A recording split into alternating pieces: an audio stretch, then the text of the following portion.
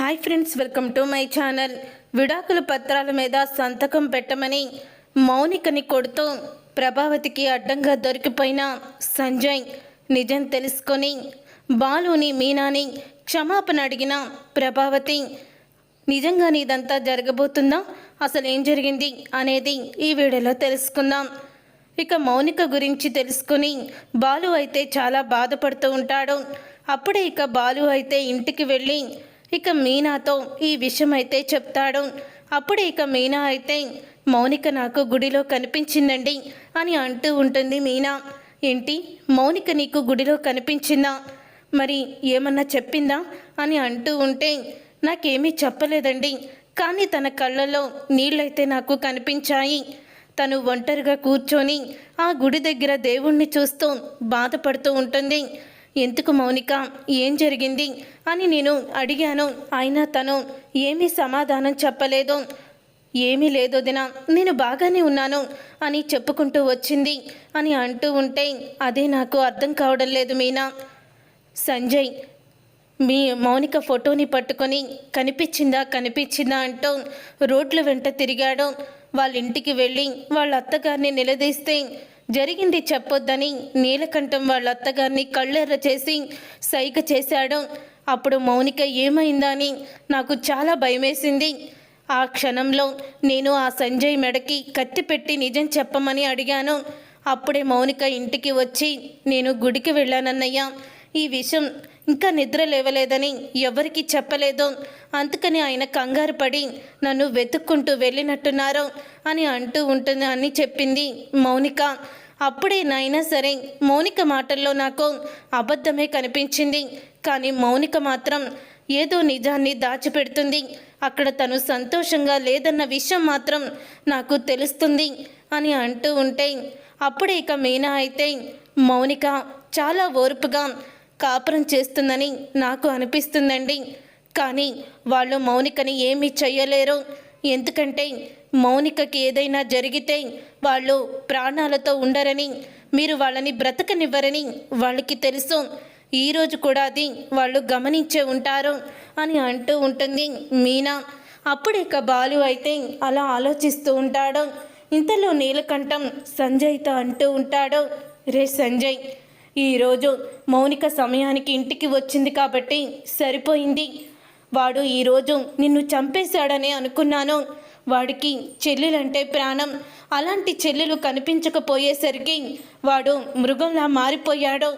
ఇప్పుడు మనం ఆలోచించాల్సింది ఒక్కటే, ఈ మౌనికని ఎలా వదిలించుకోవాలని ఆలోచించాలి. రే, ఎంపీ కూతురుతో నీ పెళ్ళి నిశ్చయమవుతుందిరా. ఎంపీ కూతుర్ని పెళ్లి చేసుకుంటే మనకి రాజకీయ పరంగా కూడా బిజినెస్ పరంగా బాగుంటుంది. కానీ ఇప్పుడు ఈ మౌనికని ఎలా వదిలించుకోవాలో తెలియడం లేదు. మౌనికని చిత్రహింసలు పెట్టినా కూడా నిన్ను వదిలి వెళ్ళనట్టే కనిపిస్తుంది. అందుకే మౌనికని తెలివితేటలతోనే మనం కొట్టాలి. మౌనిక చేత విడాకుల పత్రాల మీద ఏదో రకంగా సంతకం పెట్టించు అని అంటూ ఉంటే, లేదు నాన్న, ఈ మౌనికకి అమ్మ కూడా సపోర్టుగానే ఉంటుంది. ఇంట్లో ఎవ్వరూ లేని టైంలోనే నేను దాని చేత సంతకం పెట్టించగలను అని అంటూ ఉంటాడు. సంజయ్ అయితే, సరే, మేము 2 రోజుల్లో ఫంక్షన్కి వెళ్తున్నాము, అప్పుడు మీ అమ్మని కూడా నేను తీసుకువెళ్తాను. ఎవరూ లేని టైంలో నువ్వు మౌనిక చేత ఆ విడాకుల పత్రాల మీద సంతకం పెట్టించు అని అంటూ ఉంటాడు. నీలకంఠం అయితే సంజయ్తో, అలాగే నాన్న అని చెప్తూ ఉంటాడు సంజయ్. తర్వాత ఇక 2 రోజులు అయితే గడిచిపోతాయి. ఇక మౌనికతో అంటూ ఉంటుంది సంజయ్ తల్లి, అమ్మ మౌనిక, నువ్వు మాత్రం జాగ్రత్తగా ఉండు. వాడు ఏదన్నా కూడా వాడికి ఎదురు చెప్పొద్దు. అసలే నేను కూడా ఇంట్లో ఉండడం లేదు. ఇప్పుడు వాడు నువ్వు ఎదురు చెప్పావంటే తప్పకుండా రెచ్చిపోతాడు. ఏదో ఒక రకంగా నిన్ను వాడు వదిలించుకోవాలని చూస్తున్నాడు. కాబట్టి తెలివిగా మసులుకో. నాకు తెలిసి వాళ్ళు ఏదో ప్లాన్ చేస్తున్నారమ్మా, కాబట్టి నువ్వు జాగ్రత్తగా ఉండడమే బెటరు అని అంటూ ఉంటే, మీరేమీ భయపడకండి అత్తయ్య, నేనున్నాను కదా, మొత్తం నేను చూసుకుంటాను అని అంటూ ఉంటుంది మౌనిక. ఆయన నన్ను ఎంత బాధ పెట్టినా నేను మాత్రం ఆయన్ని వదలను అని అంటూ ఉంటుంది. అప్పుడే ఇక మౌనికతో జాగ్రత్తలు చెప్పి నీలకంఠం ఇద్దరు కూడా బయటికి వెళ్ళిపోతారు. మరొక పక్క ప్రభావతి అలాగే మీనాక్షి ఇద్దరు కూడా బయటకైతే షాపింగ్కి అయితే వస్తారు. వచ్చిన తర్వాత అప్పుడే ఇక మీనాక్షి అయితే చాలా ఎండలుగా ఉన్నాయి వదిన, పద వెళ్ళి ఒక జ్యూస్ తాగుదాము, అదిగో జ్యూస్ బండి అక్కడుంది అని అంటూ ఉంటుంది మీనాక్షి. అప్పుడే ప్రభావతి మీనాక్షి జ్యూస్ బండి దగ్గరికి అయితే వెళ్తారు. అలా జ్యూస్ బండి దగ్గరికి వెళ్ళిన తర్వాత నీ పని బాగుందొదినా, నీ కూతుర్నేమో కోటీశ్వర్ల ఇంటికి కోడల్ని చేశావు, నీ కొడుకులకేమో కోటీశ్వర్ల ఇంటి నుంచి కోడల్ని తెచ్చుకున్నావు.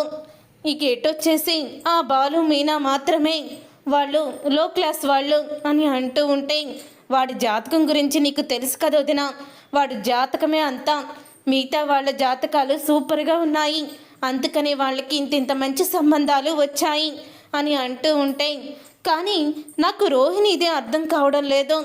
రోహిణి వాళ్ళ నాన్న ఫోటో కానీ ఏది కానీ తను చూపించదు, కనీసం వాళ్ళ నాన్న ఫోన్ నెంబర్ కూడా ఇవ్వదు.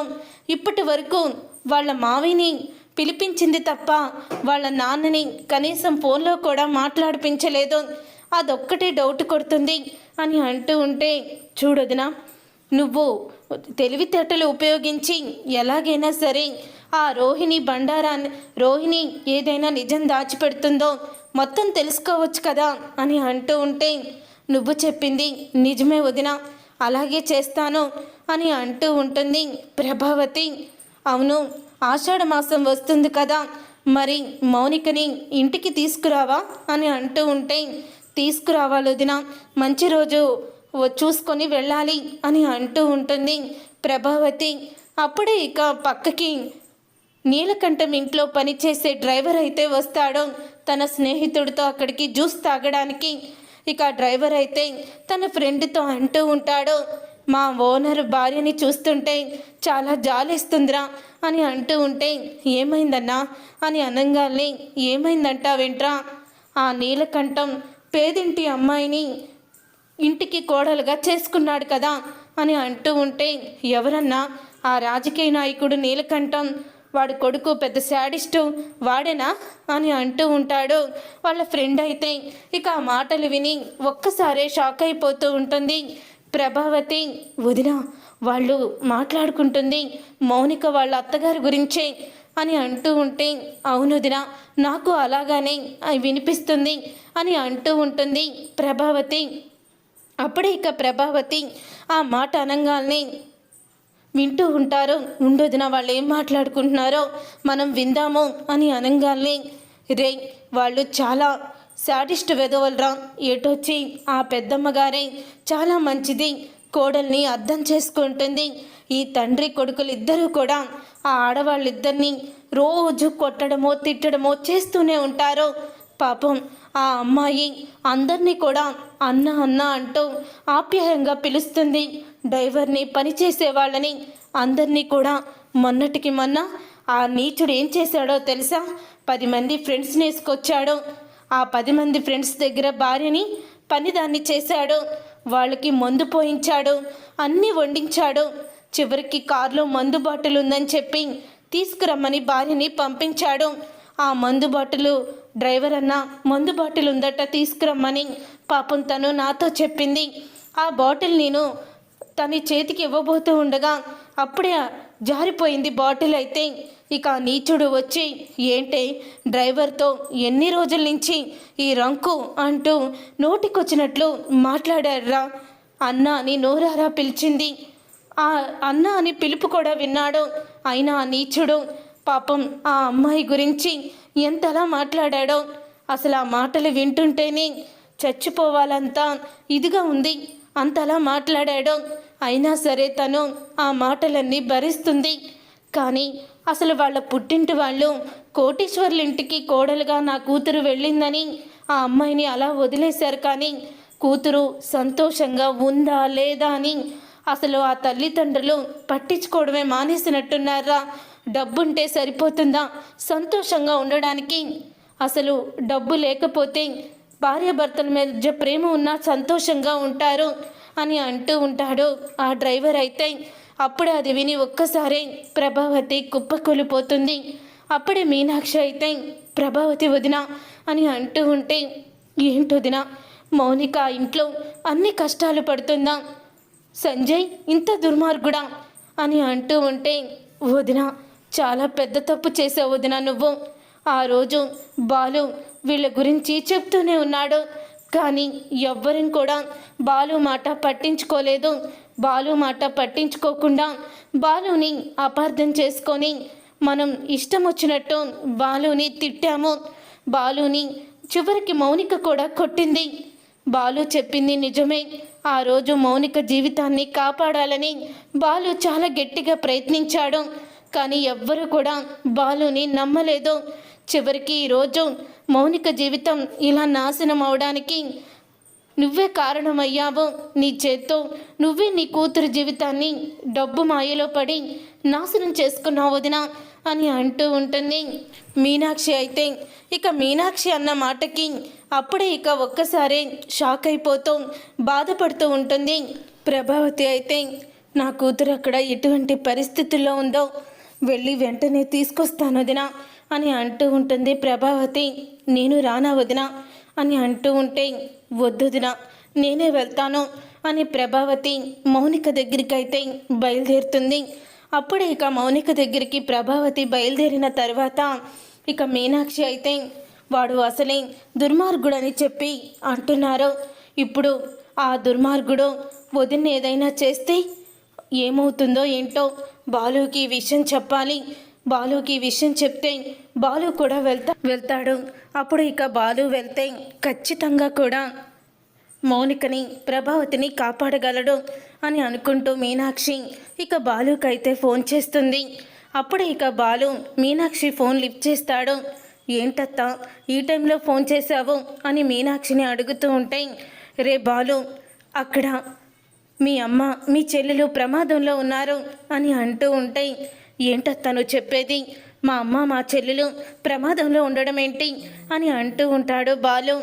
ఆ సంజయ్ గాడు నువ్వు చెప్పినట్టే పెద్ద నీచుడ్రా. వాడి గురించి తెలియక మౌనికని మీ అమ్మ కోటేశ్వర్లని ఆ ఇంటికి కోడలుగా చేసింది. అక్కడ మౌనిక నానా కష్టాలు పడుతుంది. ఆ నీచుడు మౌనికని రోజు కొడుతూ తిడుతూ అనుమానిస్తూ టార్చర్ చూపిస్తున్నాడని ఇప్పుడే మీ అమ్మకి నిజం తెలిసింది. మీ అమ్మ మౌనిక నీ అక్కడి నుంచి తీసుకొచ్చేస్తానని బయలుదేరింద్రా.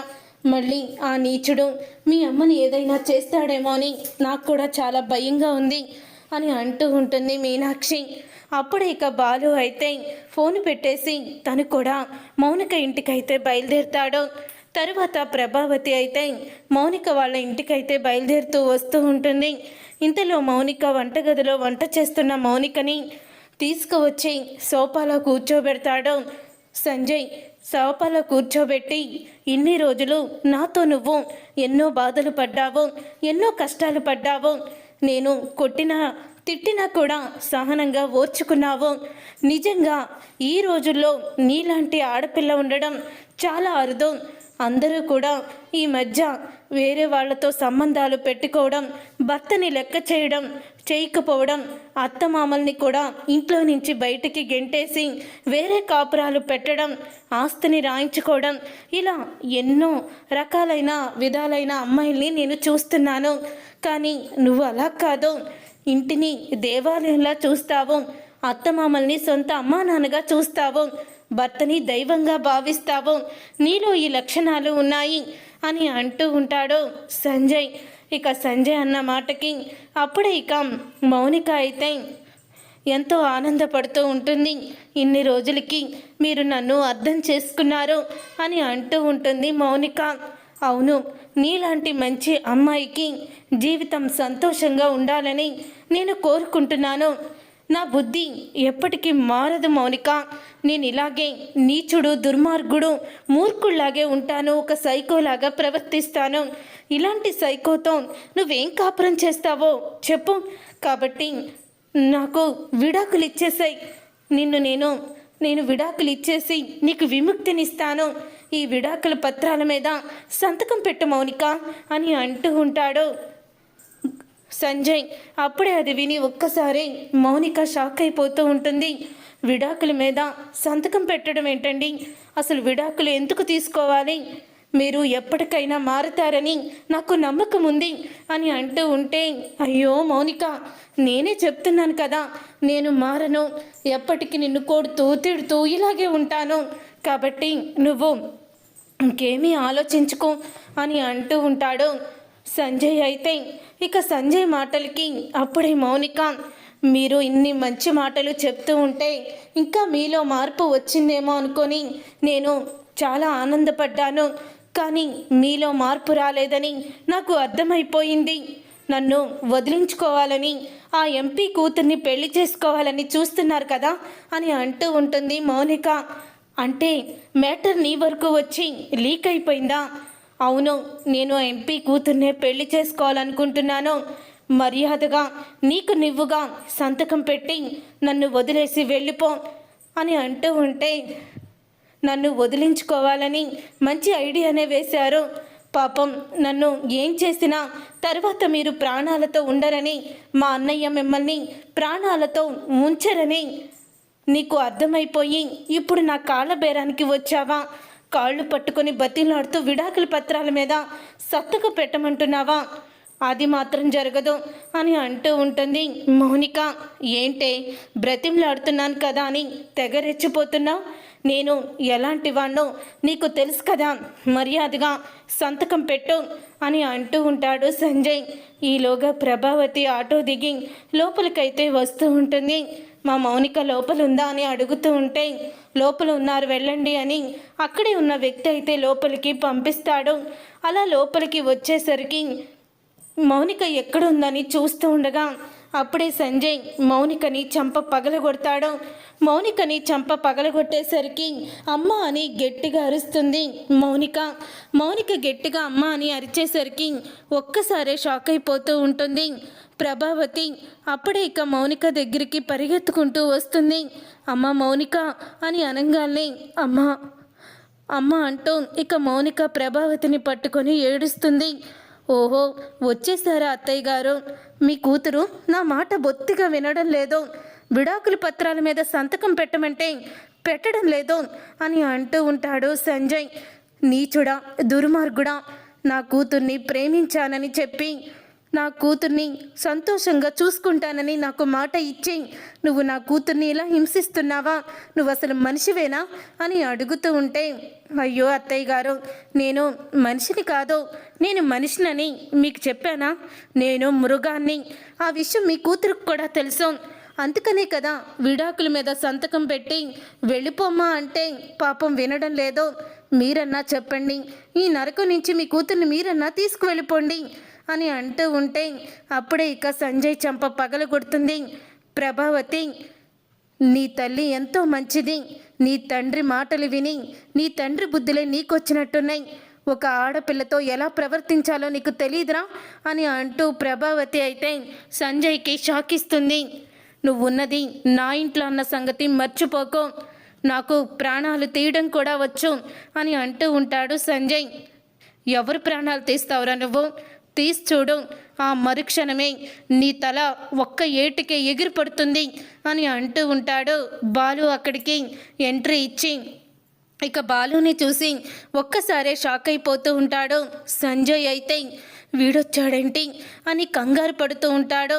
ఇక బాలుని చూసి ప్రభావతి అయితే, రే బాలు, వీడు మౌనికని ఎలా కొడుతున్నాడో చూడరా, కోటీశ్వర్లు ఇంట్లోకి వెళ్తే కూతురు సంతోషంగా ఉంటుందని అనుకున్నాను, కానీ ఇది ఇక్కడ నరకం అనుభవిస్తుందిరా, నా వల్లే నా కూతురు ఇక్కడ నరకం అనుభవిస్తుంది.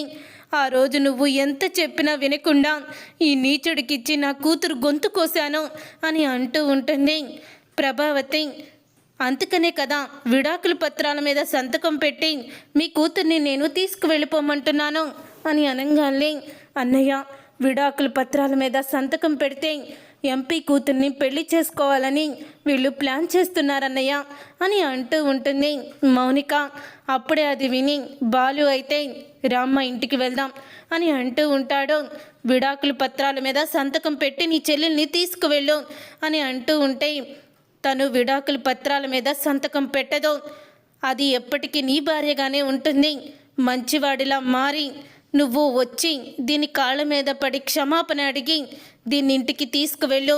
అప్పటి వరకు ఇది మా ఇంట్లోనే ఉంటుంది. ఇదంతా మనసులో పెట్టుకొని నా కుటుంబం జోలికి వచ్చావంటే నువ్వు ప్రాణాలతో ఉండవు అని బాలు షాక్ ఇచ్చి మౌనికని ప్రభావతిని తీసుకొని ఇంటికైతే వెళ్ళిపోతాడు.